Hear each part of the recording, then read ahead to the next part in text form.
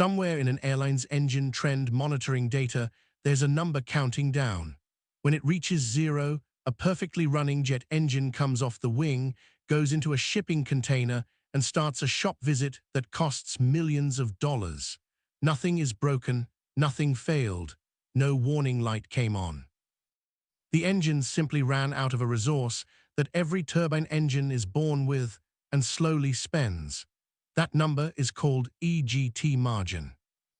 It's the single most watched parameter in commercial engine maintenance, and once you understand it, you understand why airlines plan engine removals years in advance, and why a wash rig full of hot water can buy an airline months of extra flying. Start with the temperature itself. EGT stands for exhaust gas temperature, and it's measured by a ring of thermocouples sitting in the gas path behind the turbine. It's the hottest thing an engine reports to the flight deck.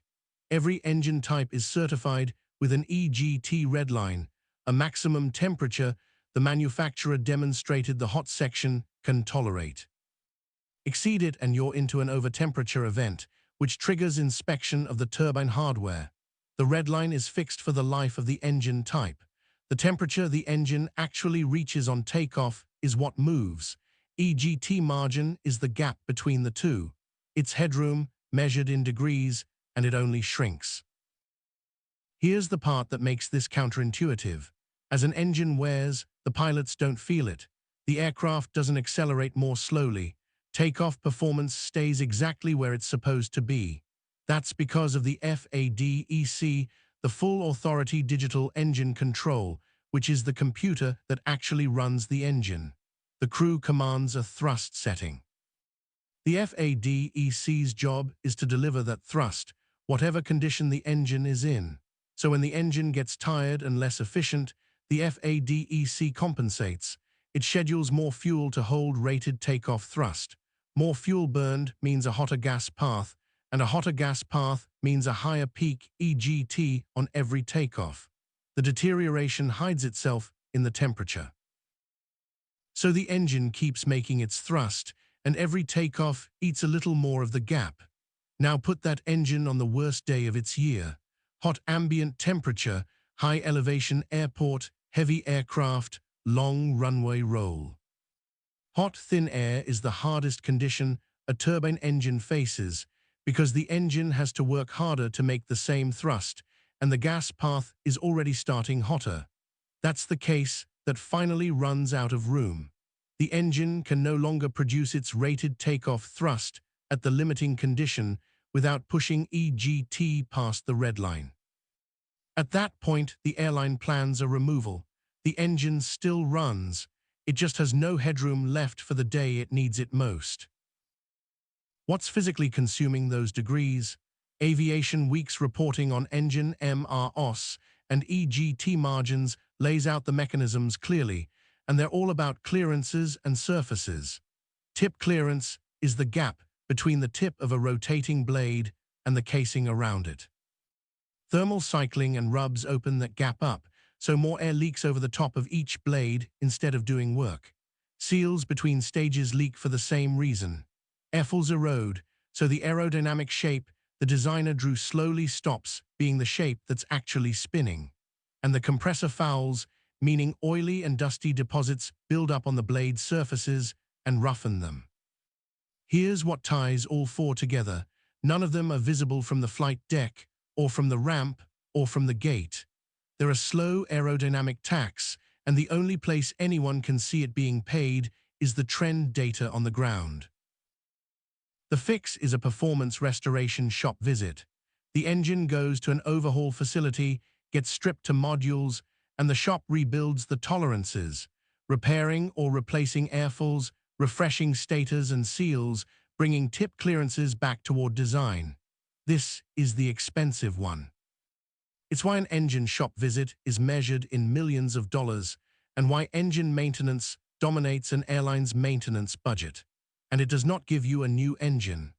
MRO industry literature puts the recovery from a core performance restoration at roughly 70 to 80% of new engine EGT margin.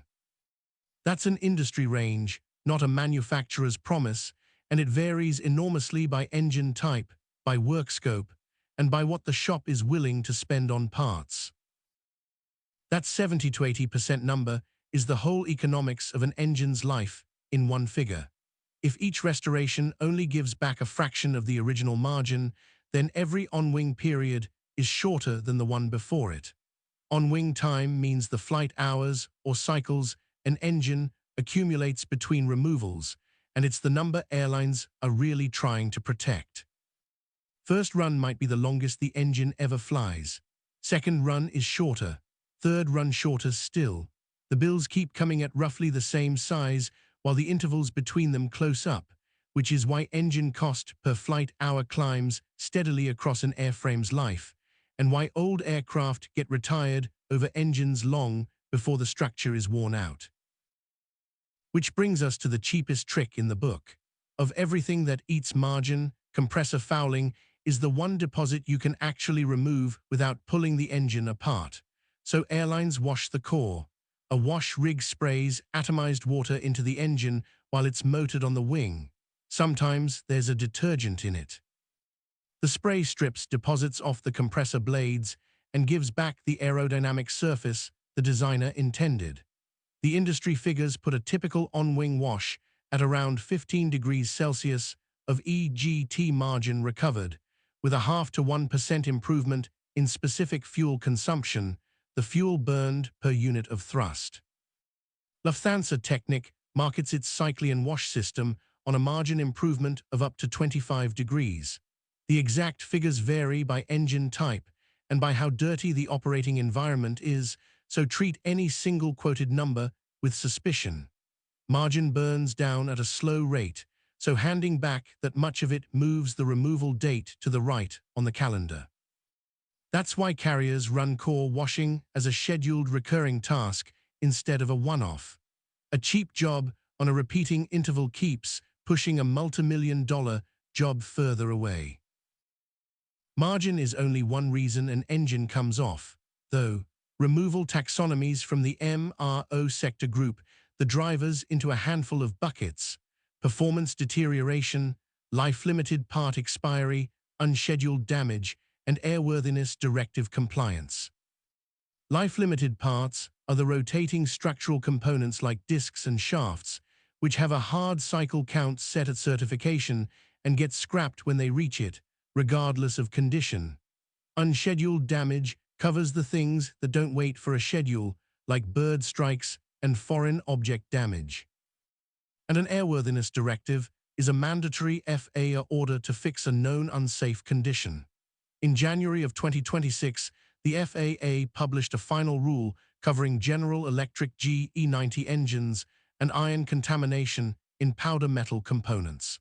An AD-like that sets its own deadline, and your remaining EGT margin has no say in it. So the next time you watch an engine come off a pylon in a hangar, understand what you're probably looking at. That engine almost certainly still runs. It was pulled on a schedule set months earlier, when a number in an engineering office finished counting down. Everything in this video is educational context, not maintenance guidance. The people who actually make these calls work from the engine manual, the trend data, and their own certificates. But the logic behind the call is worth knowing because it explains the strangest fact in commercial aviation maintenance. The healthiest thing an airline can do to an engine is take it off the wing before it ever asks to come off. I pull one number like this apart every week. Subscribe if you want the next one.